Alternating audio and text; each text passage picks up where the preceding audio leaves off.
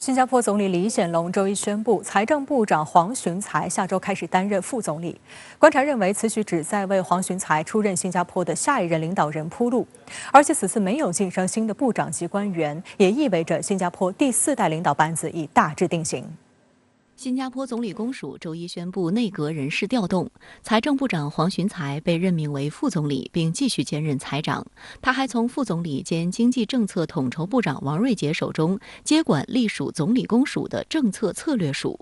新任命将于下周1生效。李显龙当天表示，在总理因放假或出访等不能履行职务时，黄循财将担任代总理。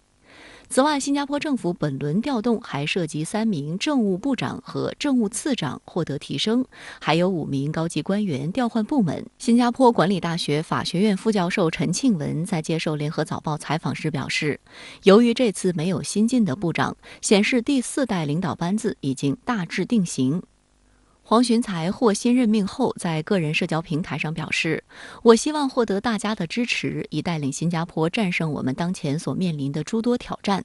李显龙也在社交平台上说，下一代领导班子正逐步成型，安排政治职务者调动部门，是为了让他们担起新的责任。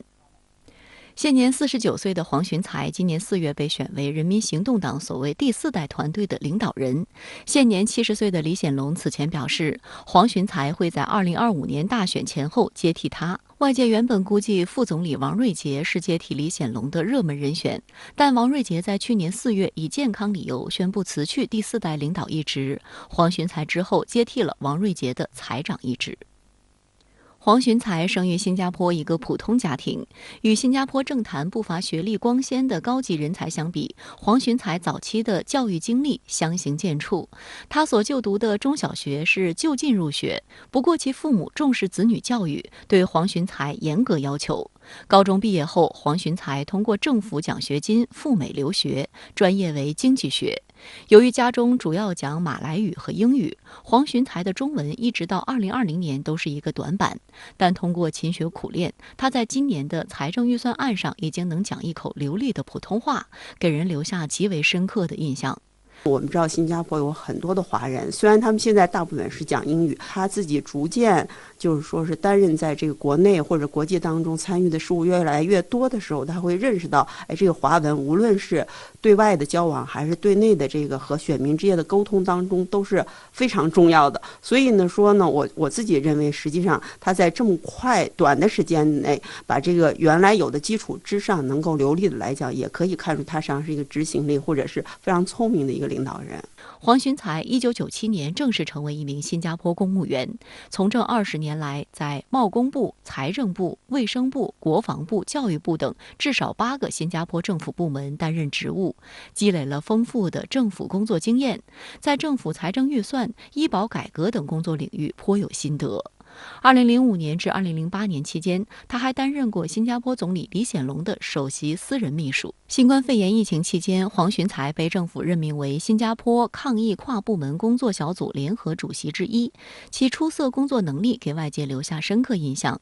有分析指，新加坡的外交一直注重于本国利益，严格恪守中立，奉行不选边站策略。黄循财今后在外交政策层面也不会做出太大变动。今年4月，在被确认为人民行动党第4代团队的领导人后，黄循财出访美国期间，曾就中美关系表态称，中国的上升趋势不可阻挡，美国尝试围堵中国崛起，不仅十分困难，也不会有效。Trying to contain China's rise will only cause China to redouble its determination to become more self-reliant, to grow its own little giants, and to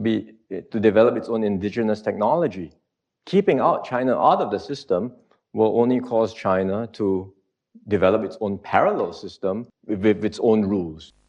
分析认为，新加坡历代领导人均与中国保持着密切联系，这种局面不会因权力交接而产生变化。黄循财执政之后，很可能也会每年访华。黄循财也曾经表示，若中美双方能继续良性竞争，却又相互依存，在开放的框架里合作，寻求互惠互利，整个世界都会更安全和更美好。So we hope a better outcome will be for both sides to continue engagement,